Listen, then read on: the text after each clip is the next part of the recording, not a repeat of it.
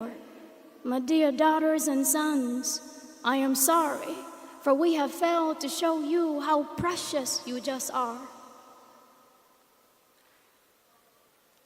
My dear daughters and sons, you are not lost, but in search of a new connection to our ancestors' wisdom that works for you.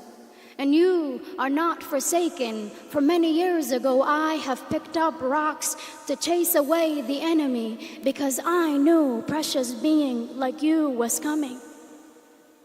But I know you dream in a different language, love in a different world, and wear colors that I cannot name. But that does not make you less of my kin. It makes you a survivor, a fierce being that I am proud to have in my lineage. So for the nights you can't, so for the nights you are without light, I am here with a fainus. And for the days you can't find the Somali words to speak your truth, I am here, still listening, still rooting just for you, because you have always been my precious, and you'll be my pride the day you learn to pronounce your Somali name. And you'll be my joy the day you extend a hand to another Somali that is very different from you.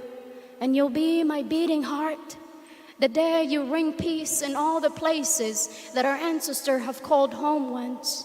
My precious, I still hear you, listen for you, and call for you. Love, Hawatako.